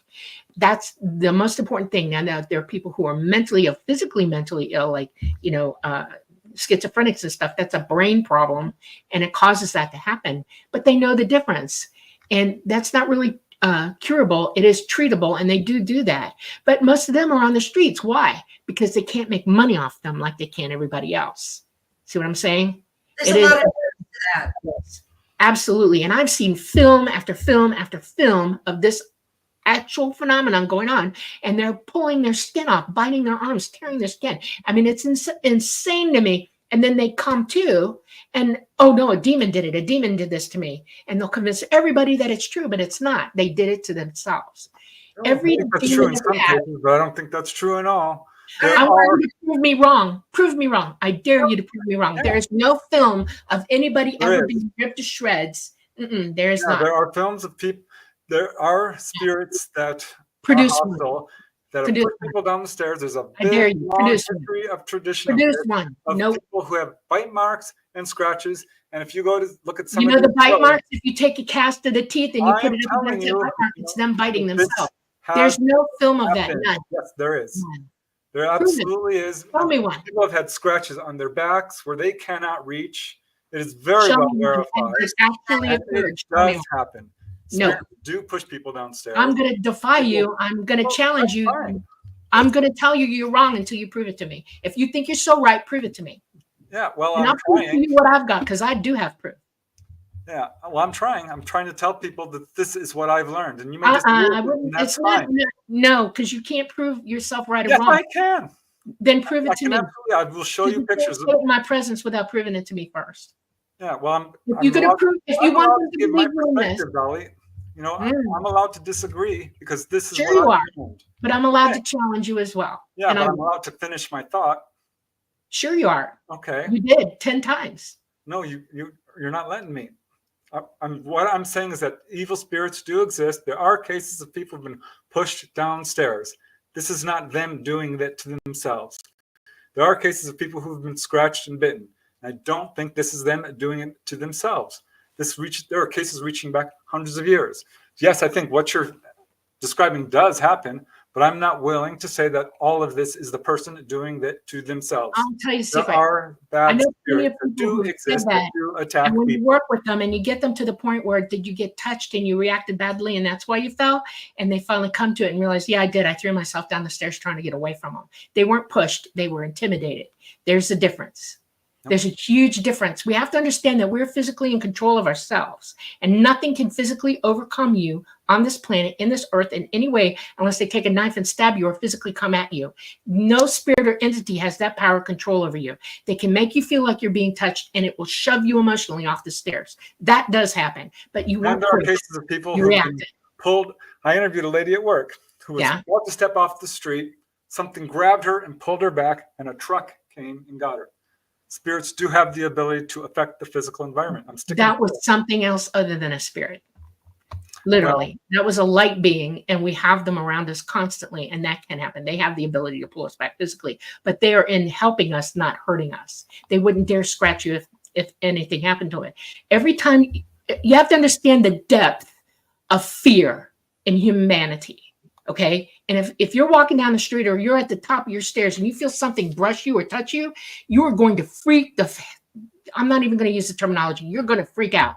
And most people, and I'm telling you, everyone, even in emergency rooms, when they come in and they say, well, it's something attacked me, a demon, and you're talking to them and you're working it out with them, and you say, give it to me point by point by point. What exactly happened to you? And they start doing it, and you realize, and they do at that moment, that they physically commanded their body to move away from the touch. That's all it is. They felt them physically, psychically felt the touch, and they went, and they fell off. That's always the way it is. After years of being in an emergency room nursing, years of watching it on films and everything else, I'm telling you that we control ourselves. And if you can't come to that understanding that you have that ability and that power, you're in a lot of trouble, because Dolly, you're going to blame everything else but how you're reacting to it. And that's the number one cause of all our problems. We don't react in a rational way. We don't think it through. We automatically go to the fear. We automatically go to the horror. We automatically go to the spaz out. We have to stop doing that, because as long as you're doing that, you will never master yourself, ever, not once. Fear is a big obstacle, that's for sure. Yeah. How do you explain possessions, people that are demonically possessed and they have crosses drawn on their body, you know, their cuts and bruises, nobody has proof that the person that has that manifestation didn't do it to themselves. That's the point. There's no evidence in any record, anywhere, at any time, any place on this earth where they didn't do it to themselves or had somebody else do it to them physically. Well, there are priests that testify to the truth of it. You understand that they're priests, and they're mentally geared to push that agenda. They're taught to believe that way, and their belief allows that stupid superstition to mask what they're actually thinking. They have no science behind them whatsoever. They have no proof behind them whatsoever, and you cannot do it. That's why they went to a lot of trouble for years of keeping people under surveillance and watching it happen. And the fact is that we do it to ourselves. That's what happens. People say, oh, I have this. Look, look, look. And you don't realize that they actually did it to themselves. Okay. I don't have any pockmarks or gashes or anything like that on my body. No ET has ever done that to me, ever. And yet I know for a fact that they don't do it to anybody. But people show up with this stuff, and I'm sitting there thinking, why would you have to have that kind of proof? Why would you do that to yourself to prove something that you can't prove otherwise? There's other ways of proving contact, not that. Okay, we're the most abusers of our bodies and our mental attitudes and our reactions to everything there is. And that is the truth. And so you don't believe that the demonic, you don't believe that the demonic realm could have demons in it that are powerful enough to inflict. I'll tell you what, I've seen one demon type thing in my entire life, and I almost murdered it myself. I was coming home in the middle of the night. You know what what are those things? A gargoyle. Okay, this was a live, honest to God, real gargoyle. I was in my truck, I was coming home from the base. It's 2:00 in the morning. It's raining. It's very dark, no moon, nothing. And I had RJ Reynolds lived down the mountain from me, and he had one light pole in front of his property in this great big giant tree. And I slow down when I see that tree because it's, you know, falling nuts in the autumn and stuff like that. It wanted to crack my windshield. And as I went under it, I saw this big black thing sitting up on one of the branches, and I'm thinking, what the hell is that? You know?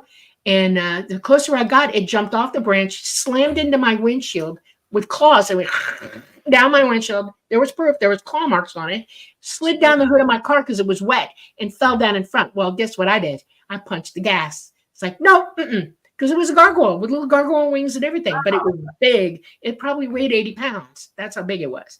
And I just ran it over. I went home, sat on my front porch. Got out of my BDUs, sat on my front porch with my shotgun, and just rocked for about 3 hours waiting for it. If you're coming for me, man, I'm going to get you. Because if you're physical, I will take you out. No problem if you're that bad. And I thought, what the hell? Why did that show up in my life? And the only thing I can think of is that maybe it just wanted my attention, or maybe it wanted to prove to me that they're real. They are real. Some of them, there are real physical demons walking around here that you don't know what they are. And, you know, cryptids, that kind of thing, that can be evil. Some of them are evil. They had big red eyes and everything. I mean, I didn't dream that. I went out and saw the truck the next day, and I had claw marks down the windshield. And you know, I was like, well, and we took pictures of it. I got them somewhere, and, you know, everybody in my house could tell you. I was like, no, you ain't coming to my house. That's how I reacted to it. I didn't try to figure it out. I didn't try to help it or anything. If you're dumb enough to jump out of a tree onto my windshield, you're going to get run over because I won't play with you. And I did. I ran it over. I don't know if I killed it. I don't know if it was laying flat because the truck was pretty high up off the ground. Maybe I just went over it and it waited for me to go by. But, you know, never again saw one. And after that, my intention after that was nothing like that is ever going to cross my path again. It's not allowed. Go away. And nothing like that has ever done it again. Yeah. And the only reason I could think of that it was there, it was a bad, no good, very bad day on base. Things were happening. It was during the war. And I think something, I was wide open to having those kinds of feelings. And I think that's why it showed up. Yeah, could be. But I don't need to understand it to know that it's evil and needs to stay the hell away from me. And don't touch me because I'll fight back. That's how it is. We're taught why do people go to haunted mansions? Why do people watch horror flicks? What do you think you're accomplishing when you do that? You're laying yourself wide open to any negative BS that's coming your way. It affects you. It mentally, your physical mind can't deal with it. It shouldn't be programmed with that. And if you keep programming yourself with that evil, low base stuff, you're laying yourself wide open for anything to happen to you. And what you're doing is you're taking away your ability to fight back against it. Half the people, tell me, oh no, I'm ready for that stuff. No, you're not. You've been watching it. You expect it to happen. What are you going to do? Well, people like to be scared. I mean, they like to be scared. That's why we go on rides and we're thrilled. Not normal behavior. Mm-hmm. That's a habit, an unbelievably wrong habit to have. If you want to ascend, you want to see the upper realms, if you want to OBE, if you want to open your consciousness and hear the world and the universe talking to you, you can't be having that base negative gunk going on in your body. It's like poisoning yourself. Yeah. Okay? You're poisoning your mind when you do that. We poison ourselves 1,000 different ways. Okay. We allow the government to poison our water. We allow them to poison our food. We allow them to do, well, why? Why are you doing that? Fight back. Yeah. Preston, have you ever gone on, because I know you have an interest in the paranormal, right, as well, and you do research on that. Have you been to haunted places? Have you done investigations of your own, aside from, your MUFON stuff? Have you done any of that or an interest in that? Oh, sure. Yeah. Tell us about it. I went to the Queen Mary and did the ghost tour. And that was definitely very ghostly. I've been to a number of very haunted locations. I have firsthand interviewed people who had their ghostly encounters and went to their homes and researched it that way. I've been poked by a ghost. I've had one pull my hair. I've heard things. I went to a lady who did table tipping, which is very much like a Ouija board. It's essentially the same thing. And that was really cool, because I was approaching it very scientifically and objectively, because there were all these people around this little table. I'm like, well, it looks like they're tipping it themselves. And so I couldn't wait for my turn. And there was 4 of us, and it was going and rocking. I'm like, okay, would you guys mind if just me and the medium did it? I'm like, sure. And so it was still rocking. And she had 2 hands on it, and I had 2 hands. And finally, I told her, could you just put 1 hand on it? This table still will go up both sides. I'm like, just put 1 finger on it. She lightly pressed her finger on it. Table went right up. It was very cool. And at one point, I'm like, just, let me try it by myself. I couldn't get it to go up, but that table shook. I knew right then and there, this is absolutely 100% valid. But there was some fallout. She did have a fire start mysteriously in her kitchen. She had weird clicking noises moving through her house. I did this numerous times. I was leaving one day and something hit my car and tried to push it off the road. There are, some hostile spirits out there. And if you do this kind of thing, she always did a clearing episode, whole meditation before and afterwards. Yeah. But she eventually stopped doing it because she was having some trouble. Because, there's, OBEs are safe, 100%. I don't think there's any danger of possession. I really don't. You have spirit guides, you have your silver cord, it'll draw you back. Yeah. But if you're messing around doing stuff that you don't fully understand, you can run into hostile entities for sure. And I do think there's a possibility that I want to make a point. A little bit of trouble. Yeah, I would like to make a point. I can affect matter. Okay, I'm able to punch walls, slam doors, stomp my foot. Do it. Yeah, I can physically levitate, things like that. Okay, that's a power that I have. Every human being on this planet has the same ability. You're not immune to it. You have it. And it will come out sometimes during emotional moments, especially young children. They'll get mad at you and then stuff will fly around the house. Okay. That's very well verified. Yeah. When I say that evil lives here, I'm not joking. It's among all of us. Your DNA is rampant with it. Okay. And we act out, we have temper tantrums, and we're able to physically affect matter. Okay. Pushing somebody down the stairs is a big deal. I have never done that. I've never tried to do it. I tried to push my brother once to see if he'd land on his butt, and I wasn't able to. I went right through him. Something stopped me from having that physicality over him. I don't know if it was because I'm just basically trying not to hurt anything on purpose. I was just conducting an experiment and was going to let me have it or whatever. But it's all up to me whether that happens or not as well. Okay. I know that spirit, your spirit, my spirit, everybody's spirit can physically affect one another. In other words, I've shown up to Preston's house when he was living in LA, and I stomped this floor because I wanted his attention. Okay. Things happen to me. Spirits take my keys, they take my glasses, they'll disappear them on me and then show them back up. Preston knows this. He's actually seen it happen. Okay. Where it wasn't there. We both knew it wasn't there. It came back. Okay. That can happen, but they don't have nothing in the third dimension has the psychic ability to physically harm you in any way, because you are an entity too with enough power to push against it. Right. So when I say you're allowing that to happen with your fear, I'm not joking around. It is you absolutely giving it permission to happen. That's where this all comes into play. Possession is you giving permission for that entity to mess with you in a way you don't want it to mess with you. And it's a cooperation of energies between one another to no good end whatsoever. The younger you are that this happens to you, the worse it is. And the horror is we teach our children to be afraid from a very, very early age. So if you're wondering why people get possessed, there you go. And what we need to teach one another is that this doesn't happen if you don't let it. This doesn't occur if you're in command of yourself. This doesn't occur at all.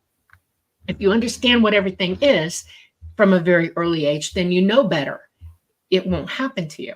People who walk around and say that I can touch you and all this other kind of stuff, you can believe that all day long, but as long as I don't want you to, it's not going to happen, period. And I'm not afraid of you, okay? That's how that works.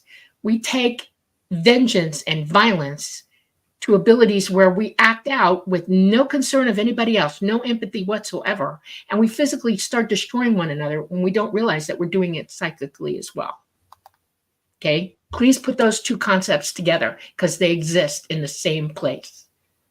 And anything that happens to you, poking, touching, whatever, you've put yourself in the place for that to occur. Even when you go to a haunting,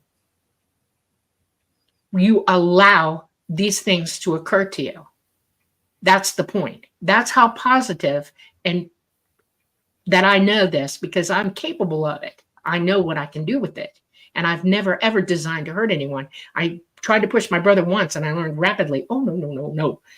It comes back on you because whatever you do to somebody else comes right back on you. That energy reverberates, okay? It gets you eventually or hurts you now and you don't realize it until later. We all have to take accountability for this stuff, okay? We got to quit blaming everything for everything that happens to us.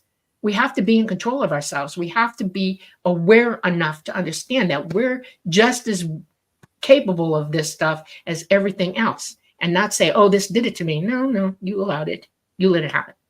That's how accountable and truthful we have to be with one another, period. And if you focus on the horror of what that is, you're allowing it. Okay? It's not funny. This is real. You're capable of having that occur to you just by thinking about it and allowing that idea into your head. That's how serious. We agree to all our experiences from a very high spiritual perspective. I 100% believe that to be true. People are like, why is there so much suffering on Earth? This is something, we don't have to suffer to learn. I don't believe that that's true, but we do choose it. We absolutely chose this life here on this planet and knew that it was going to be difficult at times. Right.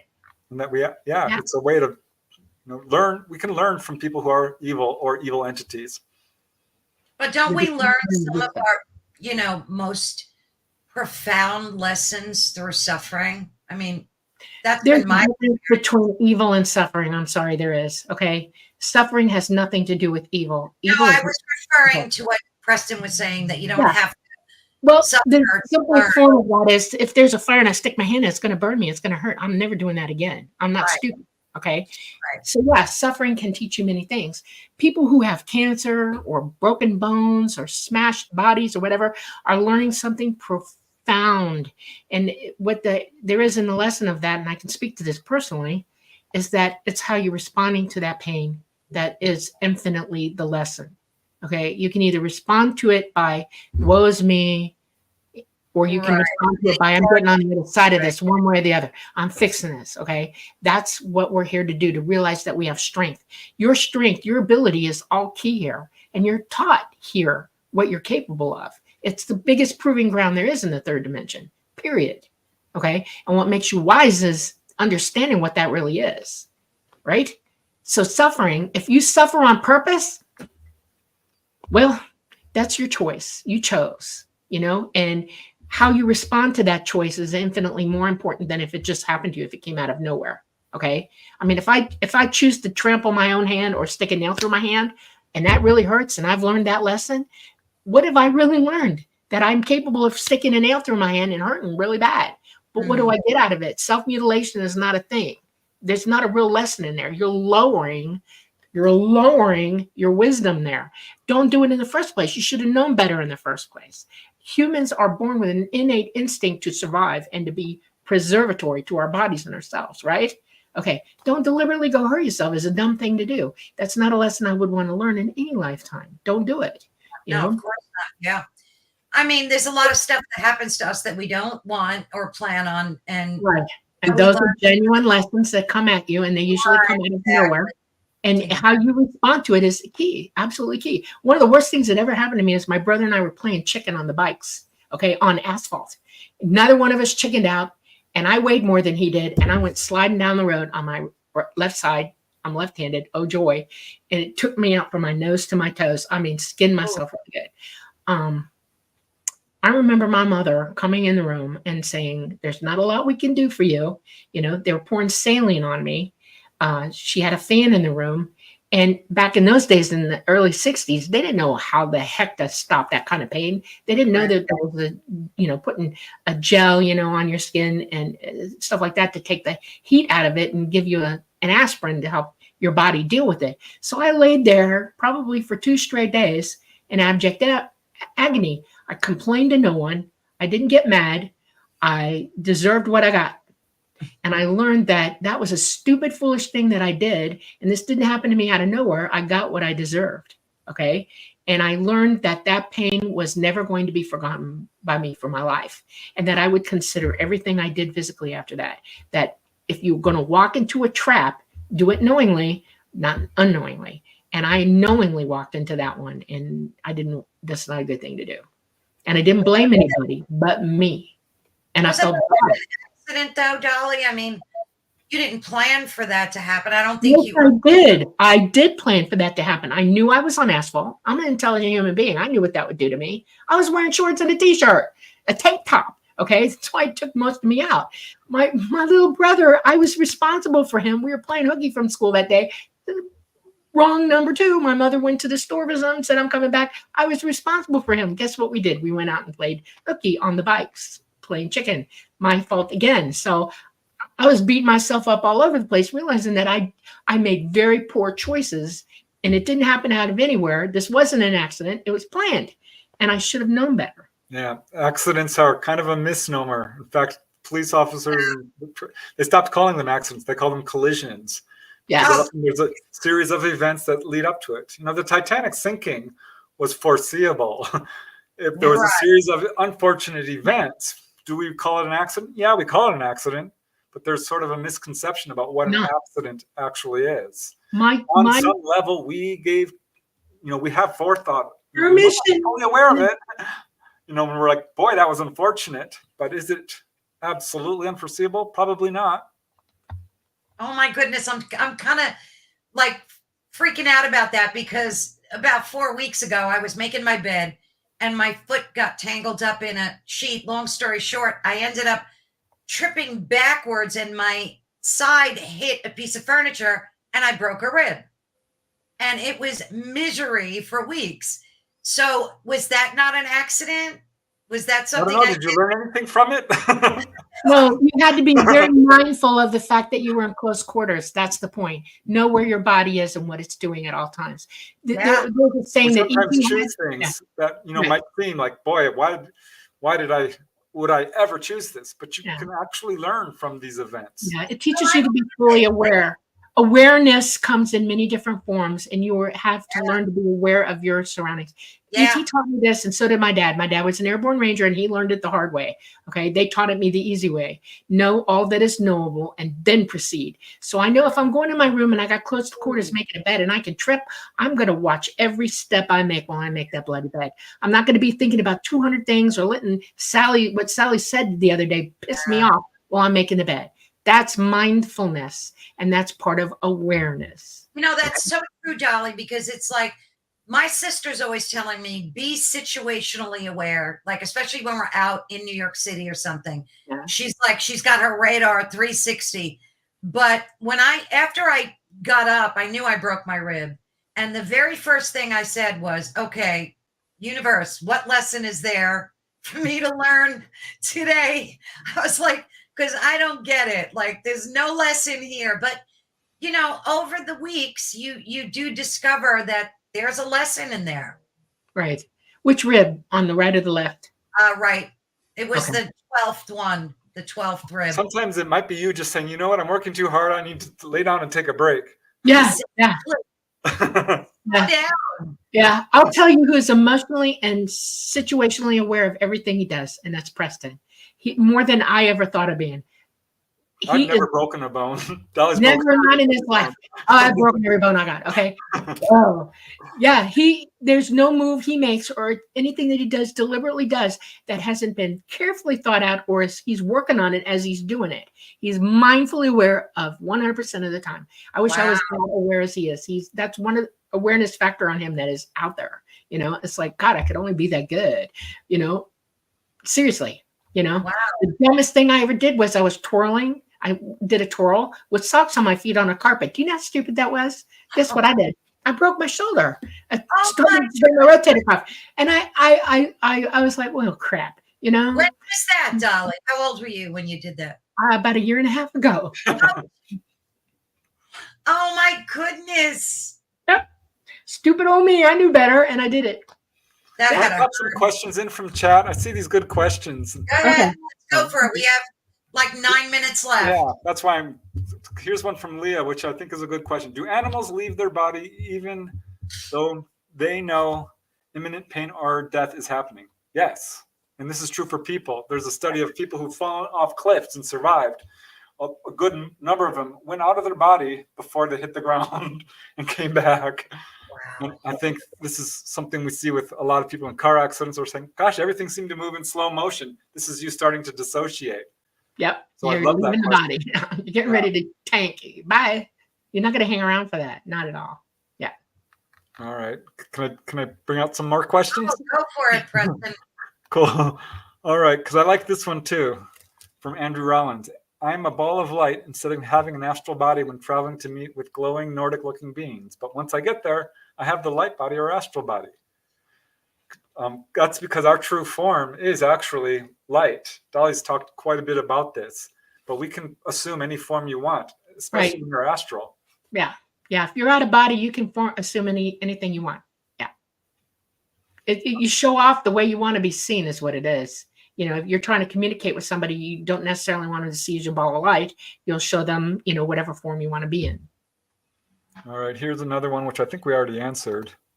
Which is considered more difficult, remote viewing or OBE? I don't know. OBE. It's harder. It was so easy for me to come out. Yeah, I just mentally walk out, no problem. OBE took me. I was almost dreaming when I first started to OBE, and I had nobody to teach me that. Nobody. I was a little kid, and I was flying around in my dreams. And then one night, I was standing on the street outside our house, and I thought, "This looks really too real to me," But I feel like it could fly, and this astral wind came, and I tilted my head up, and boop, I went up, and I thought, I'm doing this. This is real. It's happening. And I proved it to myself because I went somewhere and saw something and then went back to it a day or two later, and that was there just exactly how I saw it. I was about 4 or 5 years old, maybe 6, and I thought, oh my God, I'm doing this. But yeah, you start when you're real little, you're dreaming it until you realize you're doing it. And people talk about, oh, I flew, I flew, I flew. Yeah, you did. You were OBE, boy. You It's were young at connected it, to natural levitation, too. ability. A lot But of it's people, harder if you wait till an adult to master it. That's why it's harder. So yeah, I agree. All right, here is another one, which is kind of interesting from Catmaster Trass. Anyone have the dream of a past loved one? They don't speak, but you feel and often wake up in tears. That's a visitation. Yeah, I've had a lot of that where, deceased loved ones, they're not talking, but I think they are, and I'm just not picking up. It's very telepathic. Communication is different on the other side. yes. Okay, here's one from AAO. And Dolly, probably you can talk better about this than me. If you are taken from your room in the middle of the night by ETs, not by your own will, is that an abduction or out-of-body experience abduction? I'm so confused. It's neither, right? No, it's neither. You're not out of body. You're physically going with them, and you are you have been in contact with them and have already given permission psychically to be going with them. People got to understand that. That's one thing I tell you. If you don't want ET to bother you, tell them no, and they'll leave you alone. You're giving permission for that contact. It is not an abduction. They already got permission from you. Yeah. So. I've never been pulled out of body involuntarily. Right. It can happen spontaneously and feel like you didn't ask for it. Right, but no. I know there are people who've had out-of-body experiences and they're like, I can't control this. What's happening to me? And feel like it's involuntary. But that ability woke up in you, and it's very scary for people. Yeah. Oh, yeah. Absolutely. All right. Well, we've got like 4 minutes left. We could do one more question. All right. I'll pop this one up. Robin M. Have you discussed the silver cord during sleep? Yeah, we all have a silver cord. When we're doing astral projection, you can sometimes see it. Not everyone does. Astral projection is a misnomer because we're actually projecting down here to the third dimension from source where we live and will go live. So the silver cord is what connects us energetically to source. And this is what makes astral projection so safe. Both ways. Yeah. It's source. You come down and you anchor to your heart. There's a node in your heart where the electrical activity is holding you to your body. Okay. And when you astral project, it gets longer and longer and longer. You can go for periods of time and it's still with you because it's still in source. You're taking it with you, but it's still anchored to your heart as well. It's a trine. It's what it is. You see part of it, but it's really a trine. You're in source, you're anchored to your body, and then you're out. So it's a trine. That's why the number 3 is so big when you're discussing the mathematics of all of this. Trines are huge. Look on my YouTube channel, Ethereal Encounters Unveiled. Preston and I had an OBE whole 2-hour conversation, and he talked a lot about the cord and your experience with that. That was really very interesting. So your ethereal body is anchored in your physicality. Okay, it doesn't come out until you die, and your cord detaches and it goes with you with your cord. It pulls you out. Okay, a lot of people think that there are 3 energy bodies. The energy bodies are source is an energy body, and we're in it. We're an energy body, and then you have an ethereal energy body where you can plant yourself in the 3rd dimension or other dimensions and be physical. Okay, people who live in like the 5th and the 6th dimensions are non-corporeal, so they're not anchoring to a physicality. They're anchoring their ethereal body is actually there in that dimension, and it's anchoring them there then that way. So. Okay, folks, we're gonna have to wrap it up. And again, thank you so much for tuning in. You've been listening to Ethereal Encounters Unveiled on the United Public Radio Network and the UFO Paranormal Radio Network, which is 105.3 and 107.7 FM in beautiful New Orleans. Thank you guys so much. I could sit here for another 2 hours talking to you guys. It's just it's always amazing to me, and I'm sure everyone else feels the same way. And I hope and pray that I can have both of you back on again. Oh, absolutely. You got to come and visit us too. Absolutely. I would love that. God bless. I love you guys. Thank you so much. I'll talk to you soon. Bye, all. Thank you so much.